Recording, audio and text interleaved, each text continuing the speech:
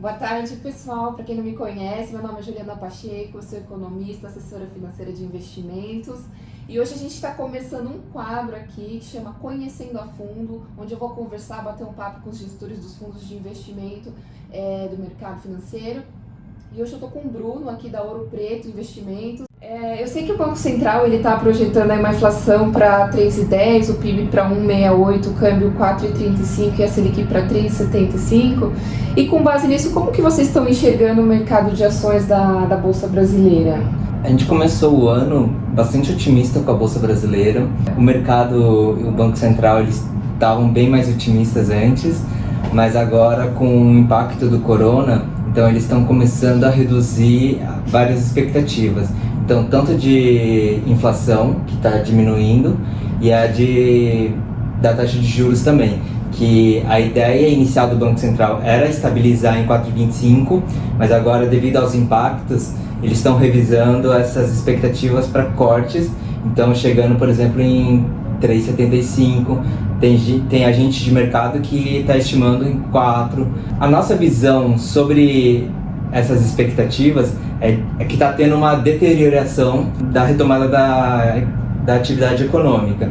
Então, o Brasil provavelmente ele vai sofrer com o coronavírus, por mais que não seja uma doença que haja um exagero por parte da mídia ou do mercado no geral, isso vai ter impacto na economia.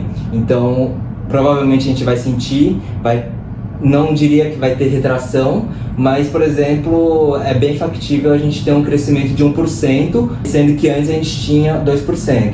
Mas, para mim, o impacto é passageiro, então muita gente do mercado aí já está vendo a China como exemplo, está vendo a Europa, onde os casos aconteceram antes do Brasil. Então, em questão de alguns meses, provavelmente passa o coronavírus e a gente volta a crescer. Então a gente volta ao patamar que a gente estava antes dessa crise. Então, que era o quê? O Brasil voltando a crescer. Então a gente ficou muito para trás dos mercados desenvolvidos, enquanto que Estados Unidos cresceu muito. O Brasil ele ficou muito para trás, então ele ficou estagnado, teve retração, e a gente estava voltando a crescer. Então a ideia é, acabando essa crise, então a gente provavelmente vai voltar a crescer e vai ser muito importante, então, toda essa agenda do ministro da Economia, as reformas liberais, toda a agenda ali de privatização também, de desburocratização. Com base nisso, qual que é a estratégia que vocês têm usado aí nesse momento de volatilidade, ou vocês simplesmente acreditam que é um momento passageiro, uma coisa mais pontual? Então, esse momento agora mais turbulento, nós acreditamos que seja passageiro, que não vai ser passageiro questão de dias ou semanas, mas provavelmente vai durar 1 ou 2 meses aí. Como estratégia, eu já estava um pouco pessimista com o mercado, com o cenário lá fora. Então, não por questões de coronavírus, mas por outras questões. Então a carteira estava um pouco mais defensiva. Então, como é que a gente se posicionou? Então a gente aumentou um pouco o caixa do fundo. Então a gente estava exposto em 15% de caixa e comprado só em 85%.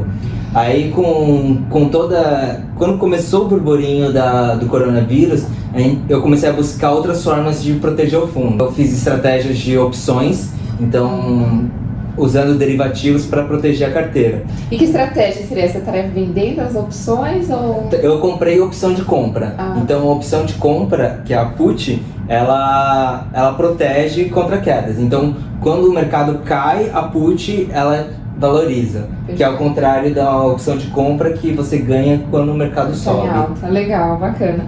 E o que tem impactado mais na carteira do fundo com essa história toda? Sei que você já comentou um pouco, mas você pode dar um detalhe maior aí do que tem impactado? Quais são os próximos passos?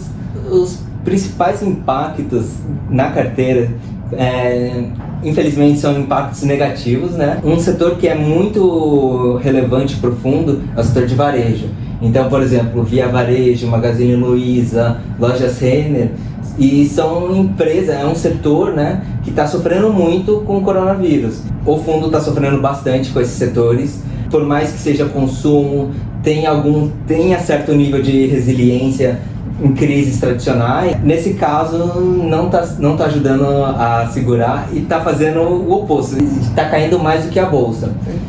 A carteira ela está posicionada, né, no setor elétrico também, então tem ativos como Neoenergia, Equatorial, CESP, que geralmente o mercado vê o setor elétrico como um setor mais defensivo, mas também tá sofrendo de uma forma bem parecida, tá segurando um pouco só, e por isso que a carteira, por mais que ela tenha um perfil bastante defensivo, ela tá caindo um pouquinho menos do que o índice. Em momentos normais, se fosse como crises anteriores, eu esperaria que a carteira estivesse defendendo muito mais, mas não está por causa desses fatores.